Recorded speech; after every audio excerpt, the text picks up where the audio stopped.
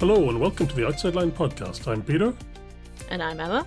And we're here to talk about all the serious and silly aspects of Formula One and other motorsports. So Emma, this week we'll be talking about the other motorsports.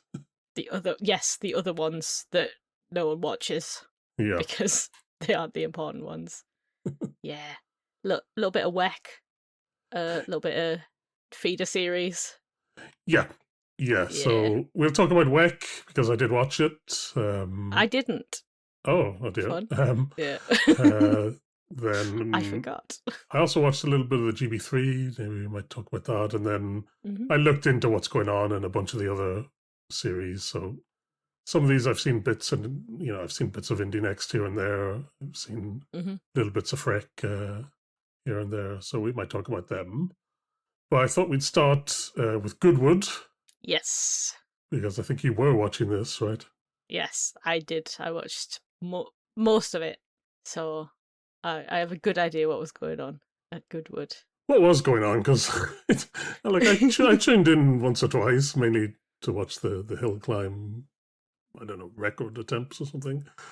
But apart from that, it just looked like, I don't know, it's a parade of cars, old cars. Yeah, essentially, okay. yes. So Goodwood Car Festival of Speed, is this massive festival thing that the Duke of Richmond puts on in his front lawn, because that's what rich people do. And he famously loves cars and things. And Goodwood has its own track. It has its own horse racing track also. It does all sorts of stuff. And every year all the manufacturers of cars and stuff go to show off their brand new cars, and then they get to put them up the hill, which is a thing. And then F1 stars have been going, and they had a fan zone this year, which was new. And then they have they put people on the balcony in front of the house, and they had Land Rovers there. To do what? Just sort of wave at the crowd? Wave at people, and they interview him and stuff and say, and they say, "Hi Lando, you're the world champion," and he goes, "Thank you, bye." Okay. That's essentially it. But apparently you get really, really good access if you go to Goodwood, because everyone's just stood around. So you get to just bump into, maybe not F1 drivers, but you would, if I went, there would be an absolutely 90% chance I could just go and talk to Dan. Kind of thing.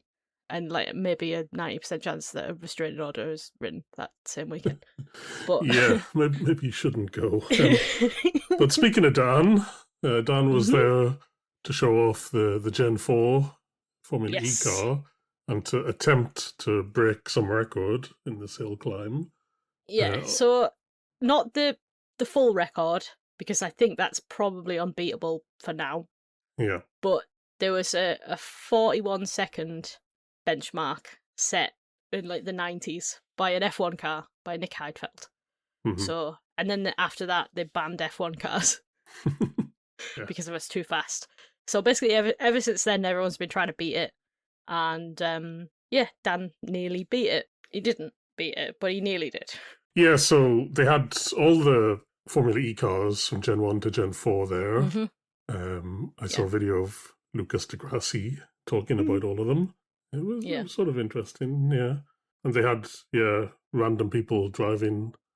Chloe Chambers, former F1 Academy, was there driving a Formula E car for some reason. Yeah. The Mahindra. I mean, she is signed to them, right, but I didn't. Yeah. And one of the Barrichellos was there driving Formula E car, even though they're just a kid.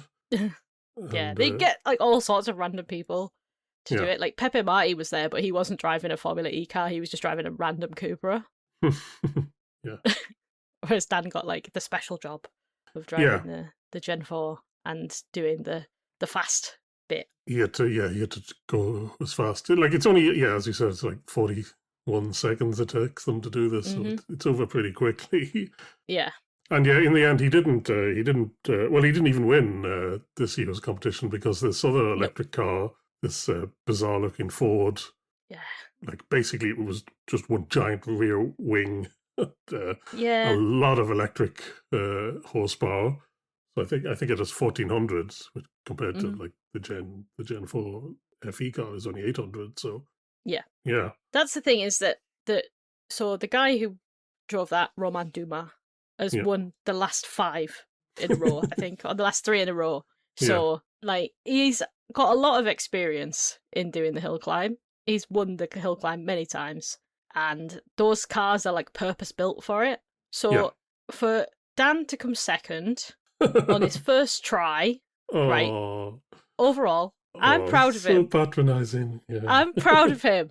I'm very proud of him. No, he did really well. I wasn't being patronising at all. I'm saying I'm really proud of him. He didn't fuck it into the wall. He did really well. He played the corporate game very well, you know. And, yes. He was on his best He was behaviour. a good boy for Formula E, and maybe somebody will give him a seat next year, because I hope so. Doesn't sound like Cooper Kira is going to renew.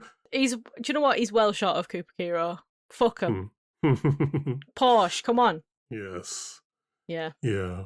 That car that won, it also did this Pikes Peak climb in Colorado, which I've also done, but in a rental car on a normal day. I was going to say, not in like a GT car or anything. No, it wasn't. But it is steep. I remember that. It was really bloody steep. Yeah. Well, it's a hill. Yeah. Yeah. Anyway, so that was Goodwood. That was pretty much kind of all that was going on after last week's huge weekend of motorsport. Thankfully, less this weekend. The only other news this week was news we already discussed, but Will Buxton tried to make us think that he had, like, big connections. Honestly. Yeah. What a knobhead. Yeah. Honestly, what, like, pick me, look at me, I'm important behaviour is that? Well, I think it blew up more than he thought. So, yeah, we did discuss it last week, right, that he tweeted in the same style as he tweeted about the Lewis Hamilton move, that there was a big announcement coming. It turned out it was McLaren announcing Dixon, which we all knew about, we all predicted, basically. Yeah. But I think because of some other vague tweets in the F1 sphere, it was picked up and people got it into their head that there was going to be a major thing coming. And it turned out just to be Dixon to McLaren, which... I still think it's pick-me behaviour, and we shouldn't be rewarding him with anything. Yeah. And I mean, like, anything. Any journalists, don't tell him shit. He doesn't deserve to know. He deserves to find out later, like the rest of us. Yeah.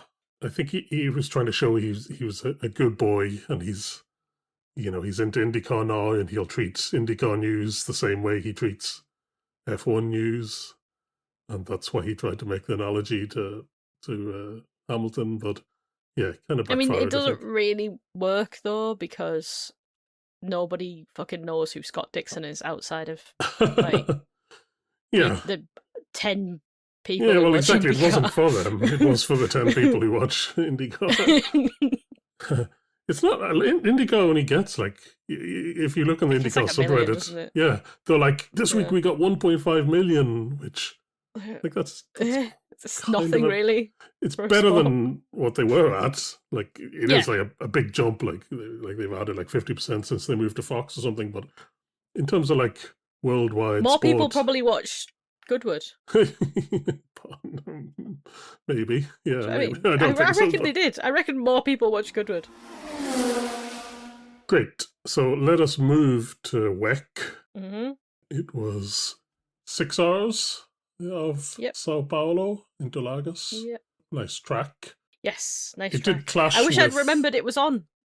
Oh, what? What did you forget? I just forgot.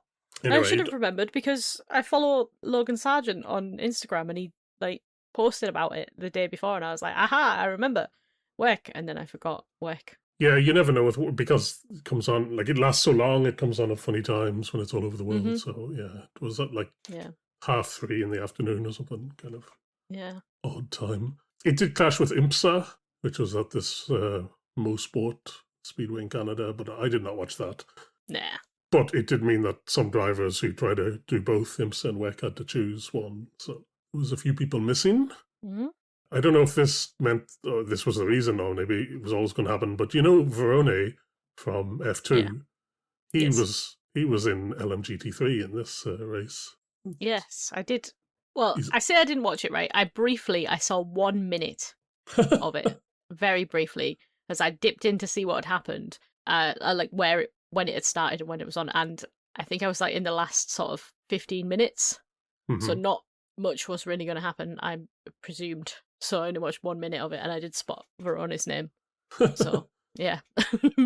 Yeah, I guess he's already preparing for a career away from F2 after coming in from. He came in from, what did he come from? Rally? No, was he sports car? No, he's a sports car guy. Yeah. Oh, right, okay. So, like ELMS maybe. Yeah. Yeah. Very quickly in quali, I wanted to mention this guy Peter Dempsey, who we've talked about before. Guy again. Yeah, I know. This guy again. So, first in the qualifying, I would say the Cadillacs, the number 12, number 38, they were P1, P2. Victor Martins in the Alpine P3. But yeah, I want to talk about the LMGT3 qualifying. And they put in their bronze driver for the first round of quali before Hyperpole. And this guy, Peter Dempsey, was the fastest in that. Nice. So that was pretty good. In the Hyperpole, they came 10th, like bottom. But it was a different driver. And it was the number 23 Harder Racing Aston Martin got pole. But yeah, I found out a little bit more about this guy, Peter Dempsey, and how he managed to end up in WEC. So if you remember, he was the one he was trying to get in. Like, he's from Dublin, I guess. He's Irish anyway. And he was in the Indy Lights, and then he got screwed over, basically, and didn't to compete. And then set up his own, basically left racing completely, set up his own team for USF 2000. But then, yeah, apparently this year, he was just visiting Daytona to watch the race, like as a fan, and he bumped into this guy Charlie Eastwood. He's also an Irish driver in mainly for Chevrolet, Team Chevrolet, and Eastwood remembered him like from back in the day and was like, if you can get yourself downgraded to bronze, we could hire you, basically. And because he's like over 40 and because hasn't raced in like a decade, he was allowed to go down to bronze. Wow. And gets to race in WEC, like just out of nowhere. So yeah, pretty crazy. Mental, and is doing really well, it turns out. Yeah. Well, they're going to upgrade him from bronze then. Well, I was going to talk about this later, but after his stint, he did pretty well in it. And the interviewer was talking to him and said, he's like, you'll be in silver class pretty soon. But I think he was like, if I get upgraded to silver, I'm out of a job. So he was sort of angrily saying, no, really, that can't happen. There's really good bronze drivers, that shouldn't happen. And the guy was like, sorry, I was just trying to pay you a compliment. So. But yeah, let's talk about the race. Go through it fairly quickly. I mean, it's 6 hours. There's just so much going on, as usual, but I'll try to kind of give you a rough impression of, well, more sort of like what the teams were doing. So the Cadillacs, they started 1-2. They kept the lead in the start, but the K-Mag in the BMW, he was pretty quick, so he was passing people. He passed Makowiecki in the Alpine, and then he passed Bamber in the Caddy eventually. So he was looking good. Yeah. Those two Alpines, they go for a mad strategy. So I think they either pit early or they do a fuel-only pit stop to get track position. So they're in like P1, P2 for most of the race. But they've gone in a sort of weird strategy, which maybe they were hoping for a safety car or something, but it didn't come. Yeah. Well, long story short, with the Alpines, is that strategy just fails completely. Also, Victor Martins, he has a crap pit stop, drops him down, and he got a penalty at least for like pit stop infringement. I don't know if it was his fault. And the other caddy got a puncture, so it had to pit, and so they dropped down basically. Yeah. Then it was sort of interesting towards the last 2 hours of the race. It suddenly got really dark, and they were predicting rain was coming. Now, in the end, rain didn't come, but because it is winter over there in Brazil, so they were worried about this, but it did get really cold, and people starting on new tires, they don't have tire warmers, so people on the new tires were just sliding off as soon as they came out of the pits. And, well, even before they came out of the pits, so Collado in the number 51 Ferrari, he crashes into the pit wall on exit and picks up a bit of the advertising, and it's like stuck to his car. And it's like a fabric thing or something, and it's just covering the front of his car. So oh my God. and he was like weaving, trying to get rid of it, and it just wouldn't go away. It was, it didn't seem to affect performance. So yeah, but yeah, that was funny. Yeah, let's talk about some of the other teams. So Genesis, in their fourth race, their first season, they look pretty good actually. Yeah, because BOP hasn't got me yet. Well, I guess BOP makes them better every race as they sort of, as they're sort of equilibrated with everybody else. Anyway, yeah, they were doing okay. Although Andre Ladra did hit somebody, which not so good. And then should also mention the two Toyotas had a terrible weekend. They were just useless, basically. Yeah. But still, somehow they lead the constructors, even though they were like I don't know, as low as you can go, basically, in this race. So weird. Yeah. So yeah, we talked about Alpine, Caddy. They also had like pit stop problems and hit one of the GT3 cars and stuff. So they basically dropped out of the running for the win, which allowed the BMW of K-Mag, Masiello, and Van Thor to get into the lead and win. Yeah. And then behind them was the 51 Ferrari, which had the collected advertising. It won. It came second. Nice. That's Giovinazzi, Guidi, and Collado. And then the number 12 Caddy got the P3 after. Nice. Yeah.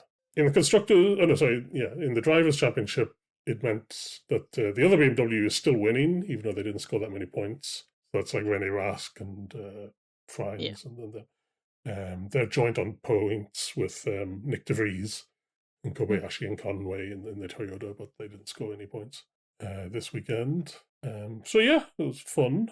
Yeah. In LMGT3, which is what I want to talk about, the number 34 Racing Team Turkey with Dempsey and Eastwood and Salik Yorick. So they started 10th. They did this funny strategy where, so officially Salik Yorick is their silver driver, but they started with him against everybody else started with their bronze drivers. And it meant that he could sort of make progress through them. And then when they put Dempsey in, Dempsey basically held his own versus all the silvers. Yeah. And then when Eastwood got in, he was like up near the front, and then Eastwood basically won the race. Yeah. Even though they had a slow puncture, just before the last hour, and had to pit before everybody else, but they made it back. So they won. So nice. Good. 4 races into his return to racing, and your man Dempsey has won a race. Pretty good. Nice, yeah. When I turned it on, I saw that Logan Sargent was in 5th, but I don't know. Yeah, he did okay. So he's in the Mustang, right? I think they would. Yeah, they came 5th in the end. Yeah. Proton. Pretty what good. are they? Is that Ford? It's Ford. Sure, it's Ford, isn't it? Let's check. Yeah, the Proton Ford Mustang. Yeah, exactly. Yeah. Good. Anyway, so that was that race. It was fun. I enjoyed watching it actually. Cool. I thought we might talk about ELMS, just because it was on last week, and we couldn't even mention it because there's so much other stuff. Yeah. But I did sort of dip into it. I mean, it overlapped with things, so I didn't see all of it. But occasionally we do dip into it, and it has some people. So basically, I want to see how Jamie Chadwick and Dorian Pan do. Yes. Just to kind of follow their careers from F1 Academy. So this was 4 hours of Imola last week. They have LMP2, LMP2 Pro-Am, and LMP3 and LMGT3. Yep. LMP2 class was won by Oliver Gray, Esteban Masson, and Louis Rousset. Hanley Saucy, Gregoire Saucy, I like hearing his name, and Griffin Peebles, I like his name as well. So, that's a good name. It is a good team for names. They were second, and they lead the championship. Third place was Jake Hughes from Formula E. Oh, yeah. And his team. So Chadwick, so she's part of the Genesis sort of driver program, and they seem to have basically teamed up with this IDEC Sports team. Yes. and put all three of their drivers into this car. So that's Jamie Chadwick, Lawrence Hoare, and Valerio Minicella. Wow. So Valerio. It's a good name, isn't it, Valerio? It is. That's like Martinius levels of fantasy name. Game of Thrones style, yeah. Very Game of Thrones, yeah. So, yeah, Chadwick did okay. I think that there's a problem with the first stint, and but they finished fourth for the third race in a row out of the three that they've had this season. And can you guess where they are in the championship? First. What? What? I don't know. Second, fourth. Third, fourth. Oh, crazy. They finished fourth in every race and the fourth in the championship. Well, great. That's good. It's consistent. I'm glad that worked out like that. Then also mentioned Dorian Pan. So she's in the Pro-Am class with Richard Verschure and this guy Rhoda. Rhoda basically crashed at the start and they went like a lap down, but then they got the lap back from the pass around. Dorian got them from like P11 to P6. Verschure got them up fighting for the podium for P3. Nice. But then they had a bad pit stop. And anyway, so no chance of the podium. Boo. But okay. Also want to mention in the LMP2 Pro-Am class were the Felbermeyers. So this is the Emma Felbermeyer's dad and brother, I think. They were leading the race for loads of it. I thought they were going to win, but then they fucked it up. They got a 10-second stop and go for something anyway, so they didn't win it. They were talking about Emma Feldermeyer that she might, eventually join the family business. That LMP2 Pro-Am class was won by this team with Moller, Bolokbaski, and Fluxa, Lorenzo Fluxa. Now, do you know that family, the Fluxas? No. They're some rich family from Spain or somewhere, but you might have heard Lucas Fluca is in GB3, and Luna Fluca is she is in Spanish F4, and she's probably going to be in F1 Academy next season, I think. Well, there you go. Loads of them. Keep an eye out for them then. The Fluxas, yeah. The Fluxas. In the ELMS LMGT3 class, Charlie Eastwood, who we just talked about, he won. So he's part of the Corvette program or whatever. Anyway, he drives for them, and they were happy to win on America's birthday in the Chevy Corvette. So nice. Yeah, sports car drivers just drive anything, don't they? Like any car that they can, any racing series that they can, they just do it. Yeah, I mean, you think of F1 drivers as these kind of international playboys, but I think it must be these guys that, like, every week definitely. They're in a different series, in a different type of car, in a different part of the world. Let us move on to GB3, because I also watched that this weekend, although not much to talk about. They were racing at the Red Bull Ring. Just coming into the race, basically, there's one guy, Nikita Bedrin, who's just dominating it. Yeah. But he should be, since he's like way more experienced than everybody else. Then Lucas Fluxa, he's in the fight, and then you have the three Rodens of Molnar, Rem, and Bullin are also kind of up there fighting. But at this stage, it doesn't look like Bedrin's going to be beat. Yeah. So in race one, we had 15 minutes of safety car out of a race of 25 minutes. So Of course we did. It's of course. GB3. Well, basically any feeder series is like that. Yeah. So that was quite annoying. It started with Molnar on pole at his, then Rem, then Bedrin. But Bedrin ends up winning it, because of course he does. Yeah. Fluxa was second, Molnar third. Tegan Fairclough, he got a penalty for weaving. Otherwise, I think he would have been on the podium, and Rem also got a penalty for weaving. Abby Pullin, I mean, she started down in like P8 and finished P8, so not so good. Our old friend Aurelia Nobles is in GB3, and somehow she got in a crash at the very start where her entire rear wing got ripped off. Like I've never seen it before, but I don't know how someone. I mean, if there's anyone can do it, it's her. Don't be mean. Inventive ways to crash. Poor Nobles. Anyway, that was probably the most exciting thing for this weekend. Second race, it was a lot cleaner than the first race, but also was not much happening, and was a really easy win for Nikita Bedrin.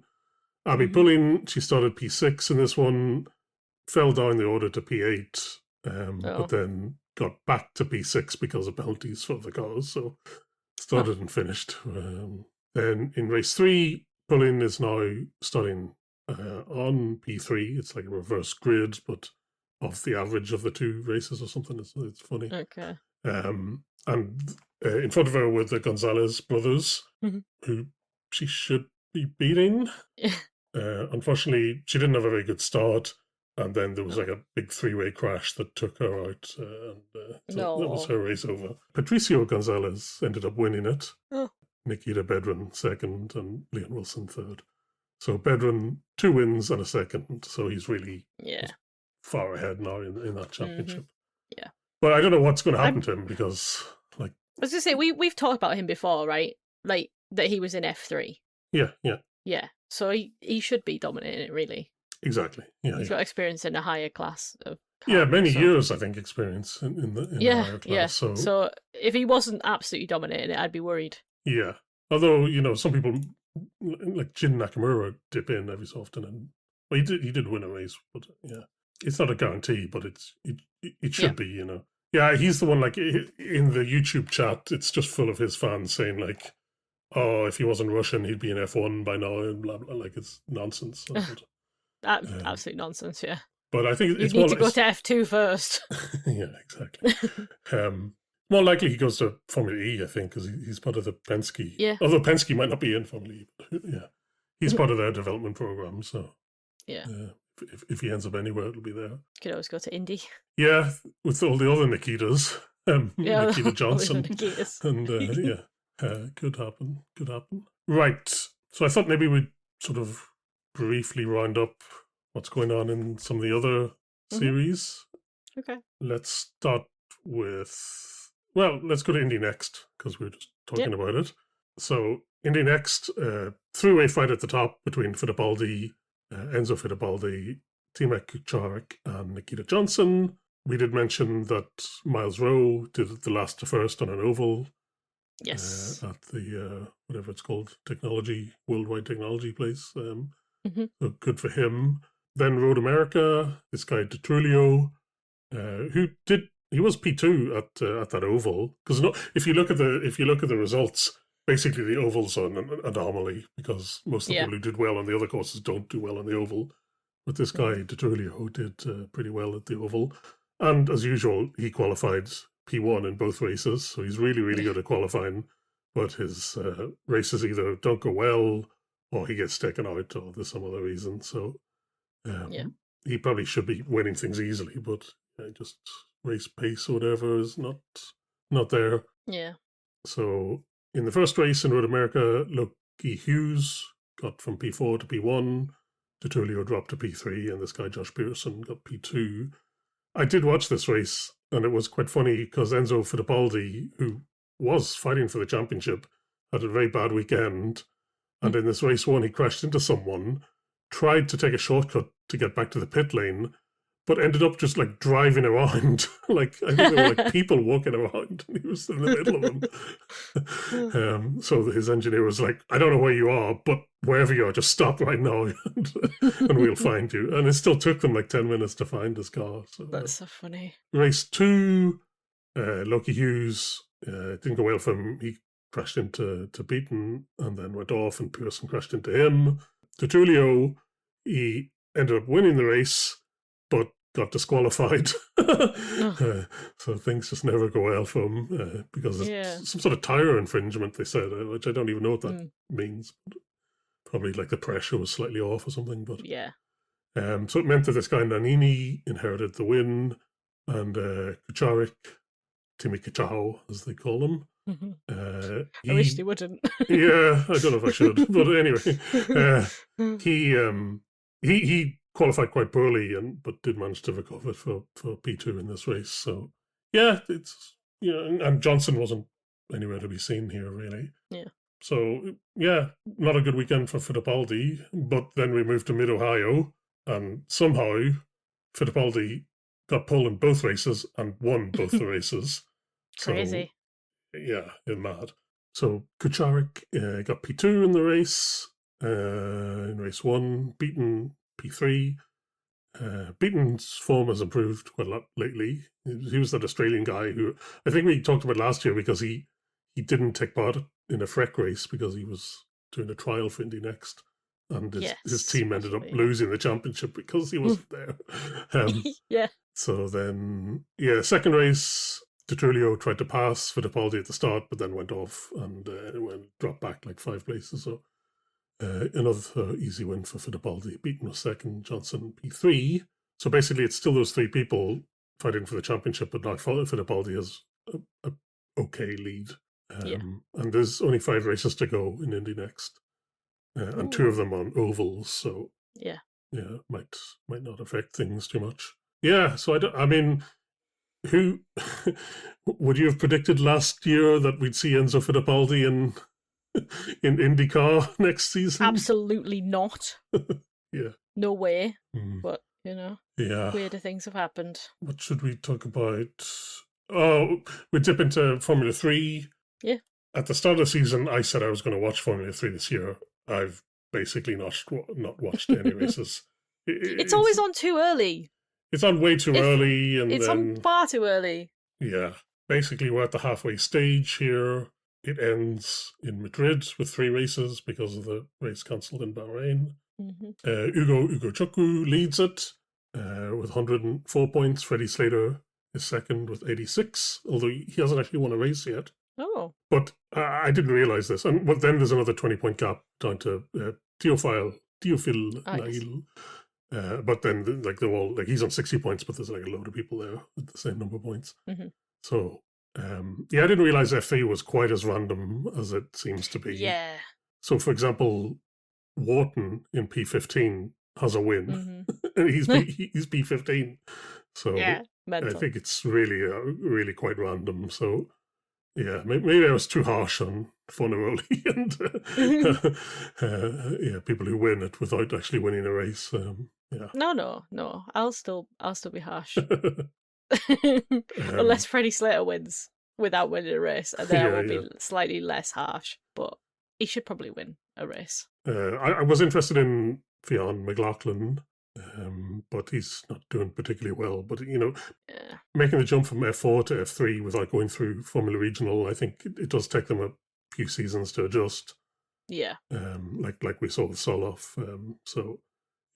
So he McLaughlin did score points last week for the first time. That's good. He got a P9 in Silverstone. Nice. So he's off the mark, but he's not anywhere near the front. Yeah. Yeah, but hopefully he gets the time another season or so to kind of adjust. I think that's the thing with F3 though, is that they don't expect you to jump in and do amazing straight away. I think it is always one that takes a couple of seasons to build up. Because it is such a big jump from everything else. Yeah, but then some people do the FREC F2, the FREC F3, F2 kind of combo, right? So, but I guess just it takes time to adjust. But those ones are like the best of the best. Yeah. I think normal people take a little bit longer. Yeah, it takes them longer. I mean, Soloff, chances are, will be in F1 next year. And, it took him like 3 seasons. I still don't believe that, by the way. Okay. I don't believe it. Who's he going to replace? Liam. Ain't no way you're getting rid of Liam. I think so. No way. Well, no. We'll see. Nah. Yeah. Anyway, that's for another time. Really quick, because I don't watch most of these, so there's not much to say. But in FREC, Rashid Al-Dahiri, he got a P1 and a P2 in Hungary, so he basically takes control of the championship ahead of Keen Nakamura Berta and Sebastian Welton. In Euroformula Open, which is the one that's basically been killed by this Euro Cup 3, there's only 12 competitors in it. And this guy, whose name is Rucheng Ye, but they call him Enzo Ye. Oh, right, okay. They've had 12 races. He's been on the podium in 10 of those and has 6 wins. So he's completely like wiping the floor, but there's only 12 competitors, so it's not very much. So this guy, let's call him Enzo.